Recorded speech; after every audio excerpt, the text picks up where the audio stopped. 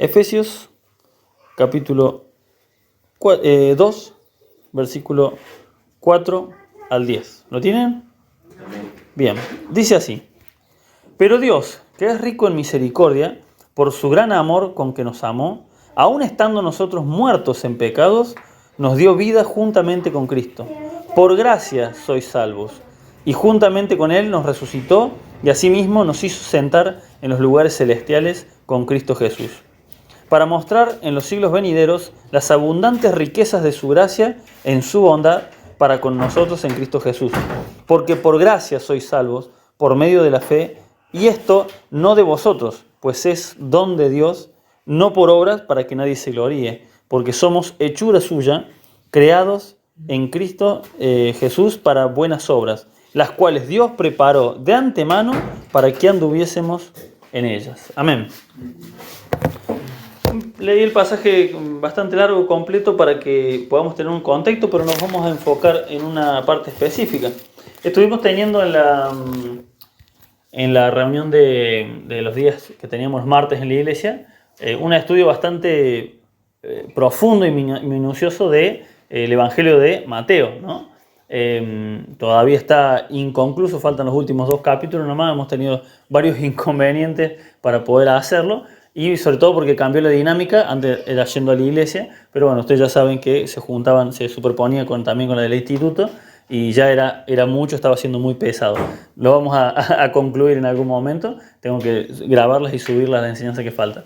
Pero mientras tanto el pastor me decía que por favor tratemos de los días martes, ya que es una reunión hogareña y que obviamente siempre puede haber algún invitado nuevo, y el público aparte se va renovando, porque hoy en día en una casa podemos, o en otra tal vez otros hermanos no pueden. Entonces me pedía el pastor si podíamos ver temas un poco más generales, ¿no? que nos afecten más a la vida diaria, que en lo que es, que si bien obviamente es importante todo el estudio del conocimiento minucioso que hicimos de Mateo, pero me decía si podemos ver temas un poco más livianos, para que podamos no perder el hilo, porque a veces si estás de una forma temática viendo un tema, si no fuiste a una reunión o por algún motivo no lo pudiste escuchar al audio, ya perdés el hilo, ¿no? Y lo importante de todo esto es que lo hacemos obviamente para aprender. ¿Y para qué aprendemos?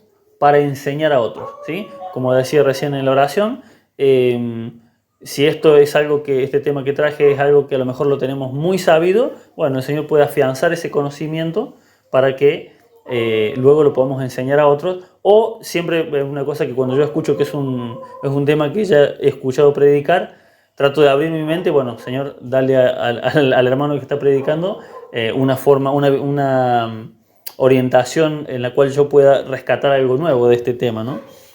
Y un tema que Dios trajo a mi mente ahora mientras estaba preparando, de hecho, digo Dios trajo a mi mente porque yo estaba preparando otro tema, y mientras estaba preparando, el que ha preparado un mensaje sabe que a veces el tema que quieres hacer no te cierra,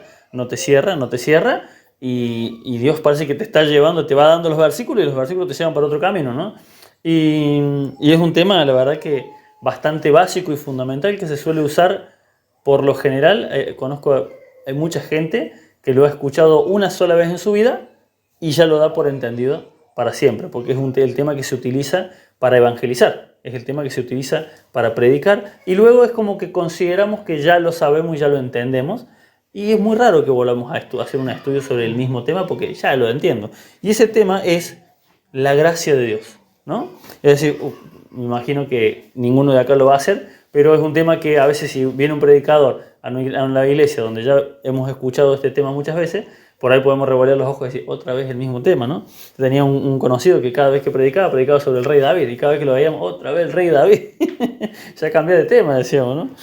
Pero bueno, aún así, ¿por qué digo que a veces es un tema que lo damos por conocido, pero en realidad no lo hemos estudiado? Lo conocemos, pero conocerlo no es lo mismo que entenderlo, ¿no? Si yo le digo ¿qué es la gracia de Dios? Bueno, es el regalo que Dios nos dio por medio de Jesucristo, de que Él vino a la cruz, murió por nuestros pecados, y por medio de eso somos salvos. Eso significa que lo sabemos de qué se trata el tema. Ahora, otra cosa muy distinta es que lo entendamos y lo podamos aplicar a nuestra vida diaria. ¿Cómo me afecta a mí, a mi vida diaria, entender y conocer acerca de la gracia de Dios.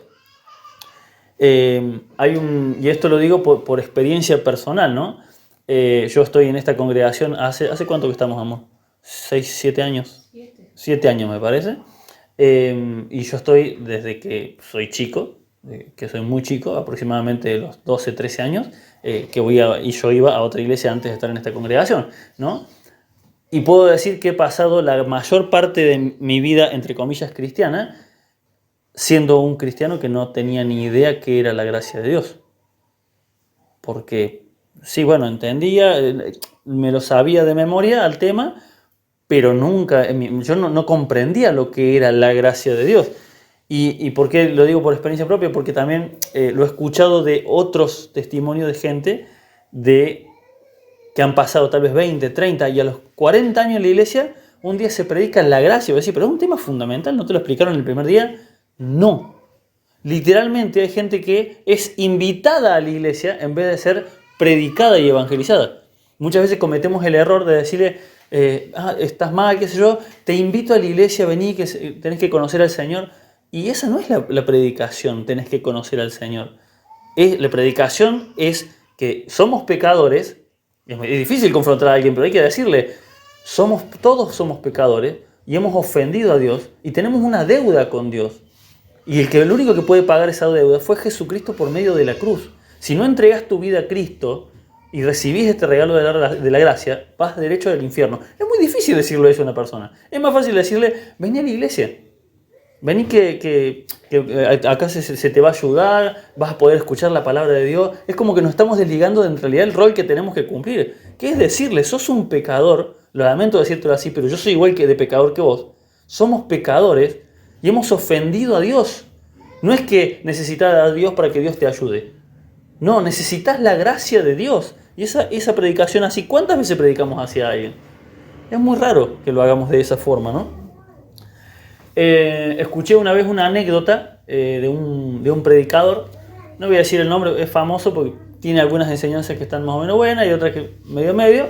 Pero bueno, la anécdota es válida y me gustó mucho y me quedó en la cabeza. Y claramente fue algo de Dios lo que cuenta, ¿no? Porque comenta que es un predicador pentecostal. Y cuenta que una vez fue a predicar a una de estas iglesias grandes, multitudinarias, y ella era un predicador conocido, todos sabían que iba de invitado, y cuando él le había preparado un tema que a él le pareció un buen tema para predicar, y cuando él llega a la iglesia, ve, la música era impresionante, los músicos deslumbrantes, como cantaban, como ellos le llaman adorar a esa alabanza lenta, ¿no? No es adoración, es música lenta en realidad, adoración es otra cosa, es un estilo de vida. Pero bueno, la iglesia pentecostal, yo fui a la iglesia pentecostal muchos años, le llamábamos alabanza a la música rápida y adoración a la música lenta. Bueno, y él dice que estaban en el momento de la oración y veía esas iglesias de 100, 200, 300 personas, no sé cuánto. No, es mucho más, no, 100 es poca, serían 300, 400 personas. Llenas hasta las manos de jóvenes, todos levantando las manos, adorando, cantando, llorando al Señor. Y dice, y los vio con una euforia y con una emoción que dijo, esta gente está mucho más allá del mensaje que yo traje. Esta gente ya entiende de Dios, yo no les puedo traer algo tan básico, dice, ¿no? Así que dice, mientras él veía esta alabanza tan eufórica, cuenta que se puso a orar ahí en silencio y dice, Señor, creo que mi mensaje se va a quedar corto. Si tengo que predicar otra cosa, dame palabra. Dame palabra porque quiero saber qué predicarle a esta gente que claramente ya te conoce, a lo mejor necesitan un mensaje más elaborado. Y comenta este predicador que en ese momento siente de Dios. ¿Viste? A veces, no sé si han escuchado esa frase, escuchó que Dios le dijo. No sé si a ustedes les ha pasado, no es una voz audible, pero estás por hacer algo y hay una punzada en tu corazón, algo que te dice, no es por acá, no hace falta escuchar ninguna voz, pero sabes que es la voz de Dios, ¿no? Y cuenta este predicador que dice que escucha esa voz de Dios que le dice, háblales de mi gracia. Y dice el predicador que se queda, ¿qué? Pero Señor, ¿cómo de tu gracia? Esta gente ya te conoce. Y nuevamente dice que siente la punzada, háblale de mi gracia. Y tuvo que obedecer. Así que dice que se subió, bueno, termina la alabanza, un jolgorio impresionante. Y bueno, con duda, pero tratando de obedecer a ese sentir de Dios, se sube y se pone a predicar el Evangelio. y empieza a decirles que todos somos, lo básico, básico, que todos somos pecadores, que necesitamos a Cristo en nuestras vidas, que hemos ofendido a Dios, todo lo básico, lo que deberían predicarnos el primer día. Dice, creo que no terminaba, por la mitad de la prédica iba, y levanta la vista y dice, estaba toda la iglesia arrodillada, llorando de una forma desconsolada. ¿Qué pasó? Nunca les habían predicado la gracia de Dios. Se da vuelta, porque estaba desconcertado, dice, lo mira al pastor, y el pastor también estaba arrodillado. Arrodillado el pastor, clamando, y el mismo pastor después le confiesa, me acabo de dar cuenta que yo no era salvo. Me acabo de dar cuenta que todavía no tenía la salvación de Cristo en mí. ¿Qué se había estado predicando durante tantos años en una iglesia multitudinaria? ¿Saben qué se predicaba? Las añadiduras. Se predicó todo lo demás. Las bendiciones de Dios, el amor de Dios, el amor entre los hermanos, todo lo demás. Ahora, nunca se les dijo a esas personas que eran pecadoras y que estaban yendo al infierno. Estaban cumpliendo con un ritual, estaban cumpliendo con una iglesia, con todos los ritos de una iglesia, de una congregación, sin ser una iglesia de Cristo. Lo bueno es que el momento, o sea, vio el quebrantamiento fue general y mucha gente recibió a Cristo en ese momento. Una iglesia de años, pues estamos hablando de una iglesia grande. ¿Qué pasó? Es lo que pasa en muchas iglesias. Pueden estar muchas personas 40 años, y tristemente yo he conocido gente que se conoce la Biblia de tapa a tapa. Yo conozco gente que sabe más Biblia que yo. Pero los ves actuar y te das cuenta, acá falta algo. Falta una conversión, falta entender que la gracia de Dios llegó, que llegue a su vida la gracia de Dios. Porque solamente hasta ahora llegó el entendimiento de algunos versículos bíblicos, de cómo funciona, o el conocimiento, mejor dicho. Llegó el conocimiento de la Biblia, pero no el entendimiento del plan de salvación de Jesucristo. Y este ejemplo de este predicador, la verdad que la vez que lo escuché hace muchísimos años, pero me impactó y me hizo también entender a mí que tal vez yo no era salvo, ¿no? Y a partir de ahí siempre empecé a cuestionarme y volver a analizarme a ver si estoy bien con el Señor. ¿Cuál fue el problema? Que se predicaban las añadiduras, se predicaba lo demás. Resulta que en el camino de Dios hay dos cosas: lo importante y lo que viene por añadidura. Lo importante es la salvación de Cristo, la gracia de Dios para con nosotros. Y después las bendiciones extra, la paz que tenemos en nuestra familia, tal vez la prosperidad económica, todas esas cosas son cosas que Dios puede o no añadir a nuestras vidas. Resulta que, para que entendamos a qué me refiero con añadiduras y lo mal que a veces hacemos en la iglesia con enfocarnos en esos temas extra, acá, bueno, lamentablemente estamos en un país, se le conoce hasta ahora como un país tercermundista, ¿no? Pero en países desarrollados hay empresas que tienen a sus empleados tan bien que resulta, por ejemplo, hay dos empresas que son claves que yo me enteré hace poco, que son la empresa Facebook y la empresa Twitter. Nosotros las tenemos como redes sociales. Bueno, hay todo un grupo de gente trabajando ahí, ¿no? Son empresas multinacionales que manejan mucha plata. Los empleados de estas empresas cobran un sueldo impresionante y encima tienen el privilegio de trabajar para empresas que el día que se van de ahí consiguen trabajo sí o sí. Pero aparte de esto, resulta que ellos, como trabajan de 8 a 12 horas de corrido, hacen obviamente una pausa de 1, 2, 3 horas dependiendo de la empresa, ¿no? ¿Qué pasa en ese lapso de descanso? Resulta que hay empresas como Facebook, como Twitter, que tienen zonas de descanso dentro de la empresa. ¿Y qué tienen ahí? Cama por si querés dormir esas horitas, sillones, televisor, consolas de videojuegos, mesas de pool.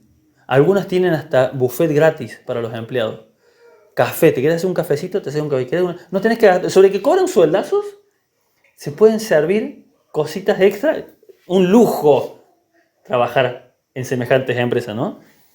Y así también hay otras, que son las más importantes aún que en esta, que son la empresa Tesla, que es la que fabrica los autos eléctricos en Estados Unidos, y hay otra que está muy de moda ahora, que es SpaceX. SpaceX, que es la empresa que está mandando cohetes al espacio de forma privada. Esta otra es más tremenda todavía. ¿Por qué?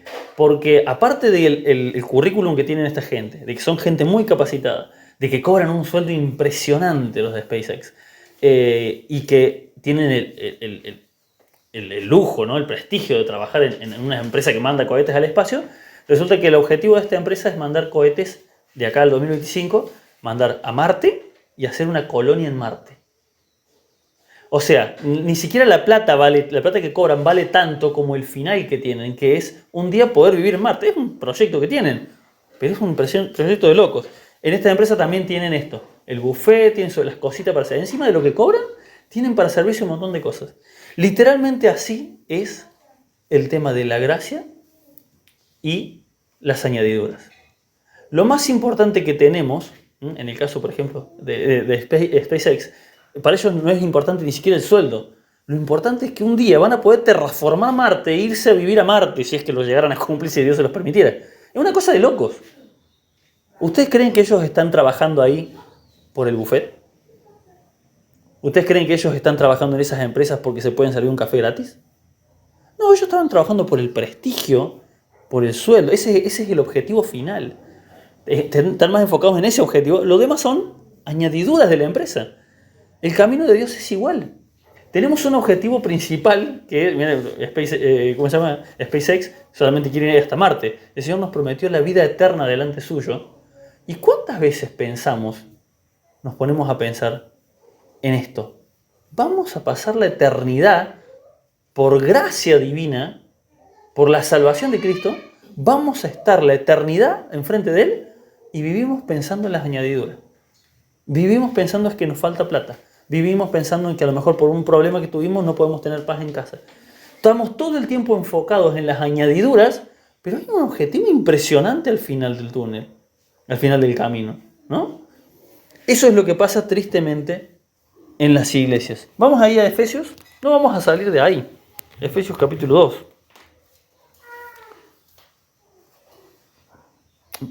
El versículo 8, que es el versículo clave donde nos vamos a quedar clavados un ratito, dice: porque por gracia sois salvos, por medio de la fe, y esto no de vosotros, pues es un don de Dios.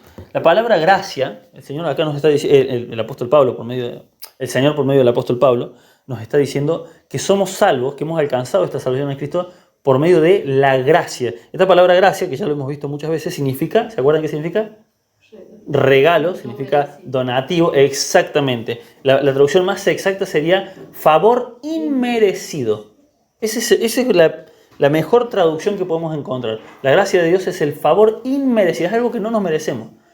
Esta gracia, definición de la palabra gracia, es la que yo siempre utilizo cuando me toca predicarle a un católico, que siempre salen con el mismo tema. No, bueno, pero la Virgen es la que si no fuera por ella Jesús no hubiese podido, no sé, me salen con unas cosas raras.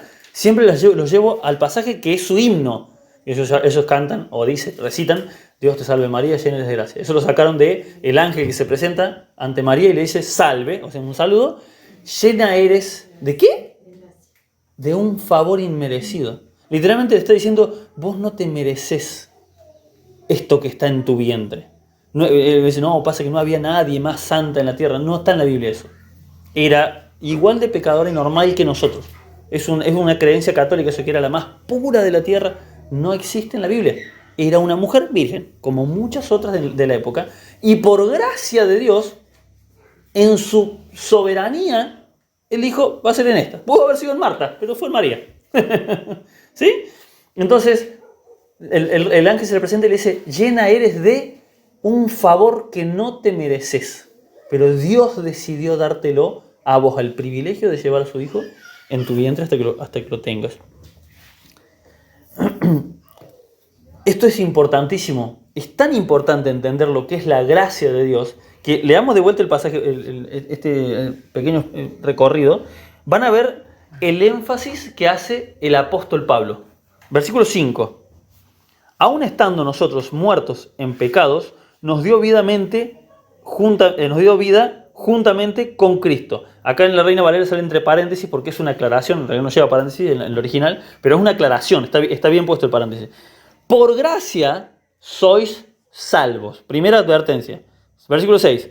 Y juntamente con Él nos resucitó y asimismo nos hizo sentar en los lugares celestiales con Cristo Jesús, para mostrar en los siglos venideros las abundantes riquezas ¿de qué? De su gracia. Segundo anuncio. Las riquezas de su gracia, de su favor inmerecido en su bondad para con nosotros en Cristo Jesús. Porque, otra vez Pablo, por gracia, fíjense cómo quiere que nos quede claro que no nos merecemos esto. No nos merecemos nada nosotros de esta salvación. Porque por gracia sois salvos por medio de la fe. Y esto no de vosotros, pues es don de Dios. Si yo les pregunto en este momento, ¿cuántos de ustedes son hijos de Dios? ¿Son hijos de Dios o no? Sí, yo sí. ¿Son hijos de Dios? ¿Están seguros? Bien. Ahora una pregunta más importante. Esta no me la contesten, ¿sí? Contéstenla en la mente y después ven cuál es la respuesta. ¿Por qué? No me la contesten. Contéstensela solo. ¿Por qué sos hijos de Dios? Cada persona tiene una respuesta distinta, ¿no? Si la respuesta es, bueno, porque yo voy a la iglesia, pues yo de chico, de toda la vida, hay mucha gente que, sí, voy a conocer al Señor, ¿y cuándo te convertiste? Bueno, yo voy a la iglesia desde que... No, ¿cuándo te convertiste? Te pregunté, ¿no? ¿Cuándo fue tu momento? Bueno, mi mamá me llevaba a la iglesia, yo voy desde chico. No tengo idea cuándo me convertí. Esa respuesta es obviamente incorrecta porque Ananías y Zafira también iban a la iglesia, ¿no? ¿Por qué soy un hijo de Dios? Porque creo en Dios, porque yo tengo fe en Dios. Respuesta incorrecta. Respuesta incorrecta. Literalmente en Santiago capítulo 2, 19 dice, ¿creen ustedes que existe un Dios? Hacen bien, pero los demonios creen lo mismo, ¿eh? Los demonios también creen que existe un Dios. No alcanza a creer que hay un Dios, un solo Dios. Por más que creas que sí, solamente hay un Dios único y verdadero. Los demonios lo saben a eso y lo confiesan. Lo confesaron delante de Jesús. Jesús, Hijo del Altísimo, que es venido. Fíjense la forma que se referían a Jesús. No alcanza a darle toda la gloria en palabras a Dios. No alcanza a reconocerlo. ¿Por qué soy hijo de Dios? Porque Dios conoce mi corazón. Dios sabe que yo lo amo. Dios sabe. Respuesta incorrecta. Dios sabe que yo trato de hacer lo mejor para Él. No. Respuesta incorrecta, lo acabamos de leer, porque no es por obras. No importa lo que yo haga para Él, no importa cuánto yo lo ame. No importa, solamente hay una respuesta y ahora quiero que me la digan. ¿Por qué soy hijo de Dios? Gracia. Exactamente nada. Por gracia sois salvos. Lo acabamos de leer. Por gracia de Dios. No hay otra respuesta válida. ¿Por qué estoy acá? ¿Por qué soy salvo? Porque yo era un pecador, era una porquería y por su gracia Dios me rescató de esa vida. Por Él soy hijo de Dios. No porque yo lo acepté. Había un himno que decía, yo no elegí a Cristo, Cristo me eligió a mí, por eso soy feliz. Y es verdad, es verdad.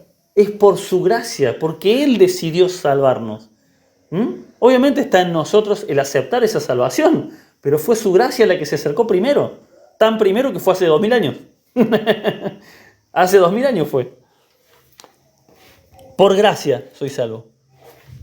Como les decía, yo, Maico, hablo de mí mismo, un pecador que iba a la iglesia. Yo era un cristiano, entre comillas, que me estaba yendo al infierno y no lo sabía. No lo entendía. Hermanos, yo llegué a tocar en la banda de la iglesia. Y yo cometía pecados que hoy en día recuerdo y digo, ¿vieron cuando dice somos nuevas criaturas en Cristo? ¿Saben por qué somos nueva criatura? Porque nos acordamos de esa criatura y decimos, ay por Dios, ¿cómo podía ser así? ¿Cómo podía hacer y decir las cosas que hacía? Y después iba a la iglesia como si nada fuera. Y yo no tenía miedo de que me descubran. No es que me tenía temor de Dios, tenía miedo de que me descubran. Y yo decía, ¿qué tipo desgraciado que era? Me da vergüenza recordar eso y veo a ese Maico y digo, yo no soy ese Maico. Por eso, obvio, no soy ese porque soy otra criatura. Soy nueva criatura. Ya no soy el mismo. Ahora, si yo veo atrás y no veo a un Maico distinto, hay un problemón. Sigo siendo el mismo. No vino la gracia de Dios a mi vida, ¿no?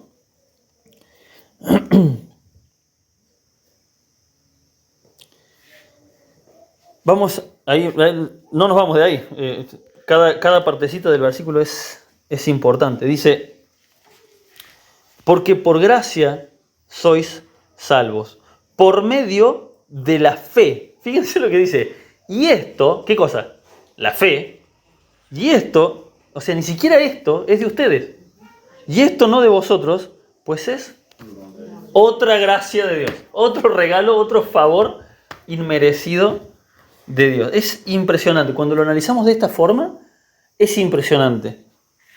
O sea, somos salvos por un regalo que recibimos de Dios, de otro regalo que nos dio el Señor. Porque necesitamos la gracia de Dios y para acceder a esa gracia necesitamos la fe. ¿Y esa fe es nuestra? No. Es Dios el que nos da hasta la fe para poder creer en Él. ¿Estaríamos perdidos o no estaríamos perdidos sin Él? Sin su gracia, sin su amor. No sé si es exactamente a esto a lo que se refería, pero lo noté porque me vino ese versículo justo antes de salir, me acordé. Juan 1:16, que dice que hemos recibido del Señor gracia sobre gracia, ¿no? Nos dio la gracia de la salvación y la gracia del fe para poder acceder, ¿no? Nos regaló una casa y nos dio la llave para entrar a la casa, porque si no nos quedamos afuera, ¿no? Literalmente la fe es la llave que abre la puerta para poder entrar a la gracia de Dios. No tengo que acercar así porque me estoy quedando lejos. A mi edad ya la vista ya no me da.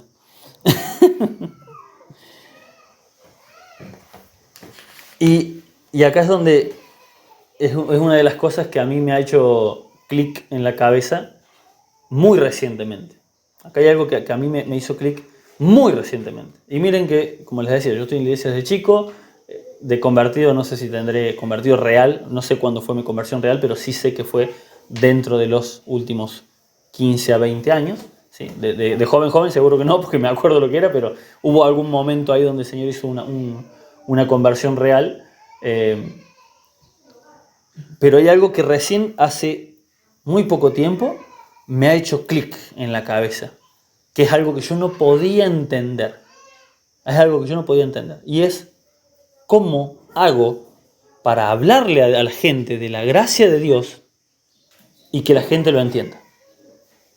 ¿Algunos de ustedes saben cómo hacen para hablarle a alguien de la gracia de Dios y que la persona lo entienda? Porque yo me volvía loco con esto. Señor, ¿cómo hago? Porque yo me harté de hablarle a gente y la gente parece que no le importa. Y yo me rompía la cabeza y veía videos de gente predicando en la calle. Es como que tiene que haber una técnica, una fórmula. Si yo hubiese, a veces decís, le predicas a alguien y después cuando se va esa persona y está solo, empezás a pensar, a lo mejor si yo le hubiese dicho así, o si le hubiese dado este versículo. Y al entender este tema de la gracia más en profundidad, ahí me viene este versículo que lo he leído 1000 veces y no lo había entendido. ¿Sí? Este don, el don de la fe, para poder acceder al don de la gracia, también viene de Dios. No, yo no le puedo dar el regalo de la fe a la gente. El Señor no me manda a darle la salvación a la gente, me manda a predicar el Evangelio hasta la última criatura. Y tristemente, al igual que a Jesús, la mayoría nos van a rechazar. La mayoría nos van a rechazar. Porque no nos están rechazando a nosotros, están rechazando la palabra de Dios.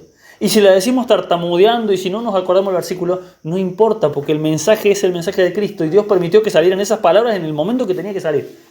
Pero la persona que no quiso creer, que no quiso recibir, no es culpa mía. Y esto me trajo un alivio a mi vida, porque nos duele tanto cuando nuestros familiares no quieren creer. Nos duele tanto cuando le predicamos a un amigo y no, pero ¿cómo hago, Dios, para que entienda? No podés hacerlo. No puedo. No es obra tuya, dice el Señor. Para que tengan fe, que voy a decir, ¿por qué no tienen fe? Exactamente. Esa es una forma que también aprendí a orar. Cuando le vas a hablar a alguien, de antemano, Señor, por favor, brindale la fe para que cuando yo le hable, a ver si, así, de esa forma, cuando yo abrí su entendimiento en fe para que cuando yo le hable, por favor, entienda el mensaje, porque yo soy un bruto. Y ahí entendí, no depende de mi explicación. Hace un tiempo vi hay un youtuber que es estos, ¿cómo se llaman? No es teólogos. Bueno, estos que estudian la Biblia, pero se conocen la historia bíblica, todo. Y lo agarra y bueno, y lo invita, un youtuber no cristiano, lo invita a este youtuber, que es católico, pero católico cristiano. Y el tipo, apologéticas hacen, ¿no? Y entonces este católico lo empieza a hablar de la historia de Cristo, le empieza a mostrar evidencias históricas, le empieza a dar razonamientos, que lo termina rinconando de tal forma al youtuber que lo invitó, lo termina rinconando de tal forma que yo me quedé así, dije, en este momento este tipo se convierte. Porque le dio todas las evidencias históricas, científicas, de todo. Era impresionante lo que predicaba, lo que explicaba el apologista este. Era impresionante, me dejó de cara. Yo quiero aprender a hablar así. Y lo arrinconó de tal manera que yo dije, acá este youtuber que lo invitó se convierte. Y dice, bueno, sí, a lo mejor algún día yo creo en eso. Y yo, pero si ya no quedó más nada, él mismo tuvo que reconocer que hubo un Jesús histórico, que hay evidencia de que existió en la tierra, de que murió efectivamente y de que hubo mucha gente que lo vio después de muerto. Pero se le presentó la evidencia histórica y científica de una forma que no le quedó otra que reconocer que sí, hubo un Jesús que nació, murió y resucitó. Pero no, bueno, por ahora no creo en él. Porque no es por medio de razonamientos humanos. Porque la gracia de Dios no se puede acceder, porque si no solamente los eruditos, ¿no?, podrían acceder. Pero dice el Señor en su palabra, no recuerdo en este momento el pasaje porque me estoy acordando ahora, pero dice que Él escogió a los necios para avergonzar a los sabios. Y a lo débil, como el rey David, para avergonzar a los fuertes, como Goliat. No depende de nosotros. Y mi propósito en esto, aunque yo sabía que la mayoría de los que íbamos a estar acá, obviamente somos todos hijos de Dios, mi propósito es traerte esta paz que vino a mi vida al entender esto, que no depende de mí. Que la salvación literalmente depende de Dios y del corazón de esa tierra, sea fértil o sea tierra pedregosa, que es el corazón de esa persona, que es totalmente disposición de Él. Por eso dice el Señor Jesucristo que todo el que le recibe, o sea que hay una parte nuestra que tiene que recibirlo, pero es el trabajo de Dios y de su Espíritu, no mío. Y continuamos ahí, terminamos. Versículo 10 dice, porque somos hechura suya, creados en Cristo Jesús para buenas obras, las cuales Dios preparó de antemano para que anduviésemos en ella. Fíjense que después de terminar con el tema de aclarar y recontra aclarar que es por gracia, a Pablo se le ocurre mencionar las obras. ¿Sí? Una vez, porque por eso les decía que hacemos las cosas al revés, invitamos a la gente a la iglesia antes de predicarle de la gracia, ¿sí? Y la gente puede la gente a lo mejor puede venir a la iglesia y hasta estar sirviendo en un ministerio y no tener la salvación. Ya empiezan con las obras y son solamente obras de la carne porque no tiene sentido. Porque si no está primero ese regalo de la gracia, no tiene sentido.